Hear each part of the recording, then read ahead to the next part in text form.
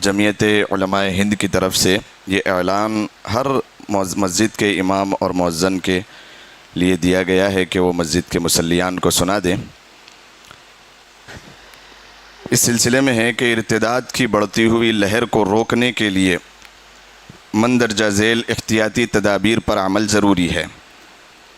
سب سے پہلی تدبیر جو یہاں پر بیان کی گئی ہے، اسلامی نظام کے مطابق مسلمان بچیوں کو پردے کا پابند بنایا جائے، ان میں حیا، عفت و عصمت کی حفاظت کا جذبہ اور عقیدہ توحید اور رسالت کی عظمت پیدا کی جائے۔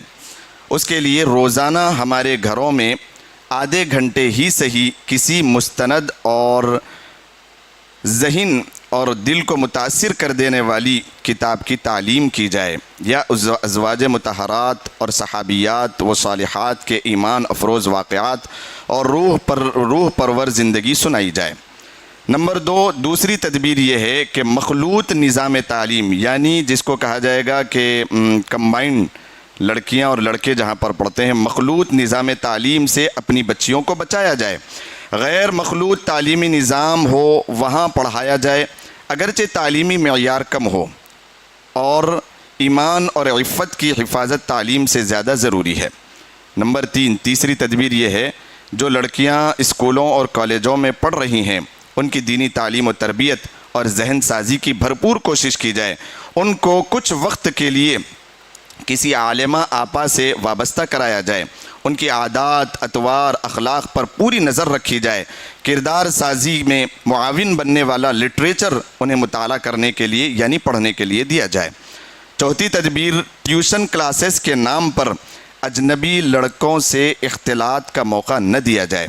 کسی ٹیچر یا ساتھی اسٹوڈنٹ کے گھر پر کسی تعلیمی ضرورت کے نام سے بھی جانے کی اجازت نہ دی جائے، کالج لانے لے جانے کا خود انتظام کیا جائے۔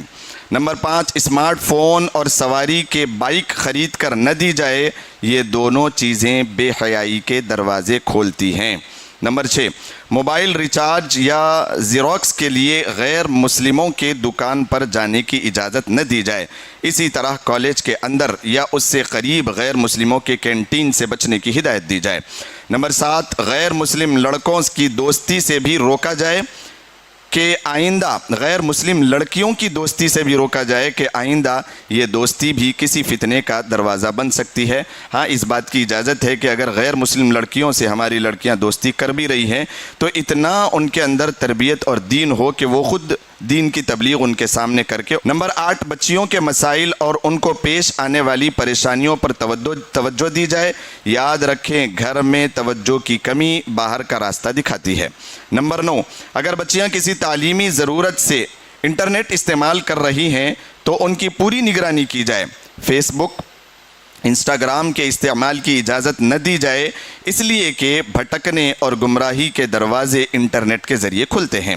نمبر 10، مسلم لڑکیوں کا نکاح غیر مسلم لڑکوں سے حرام ہے، ساتھ رہنا زنا ہے اور بدکاری کا گناہ ہے۔ فلمی اداکاروں کو دیکھ کر دھوکہ نہ کھائیں، نکاح کرنے کی صورت میں اس کے برے انجام سے آگاہ کیا جائے۔ نمبر 11، جب نکاح کے قابل ہو جائیں تو مناسب رشتہ ڈھونڈ کر جلد از جلد نکاح کر دیا جائے، چاہے رخصتی بعد میں کی جائے، کہ اس سے جذبات میں تسکین حاصل ہوگی اور ادھر ادھر بہکنے سے جہاں حفاظت ہوگی وہاں منگیتر کی شکل میں ایک مضبوط نگران بھی حاصل ہو جائے گا، اور نکاح کی تاریخ طے کرنے میں بے جا رسوم و خرافات رکاوٹ نہ بننے پائے۔ نمبر 12، ان کے ایمان کی حفاظت کے لیے روزانہ بلا ناغہ صلاۃ الحاجت پڑھ کر اللہ تبارک و تعالیٰ سے خوب الحاح و زاری سے دعا مانگی جائے۔ اللہ تبارک و تعالیٰ ہم سب کو ان پر عمل کرنے کی توفیق مرحمت فرمائے۔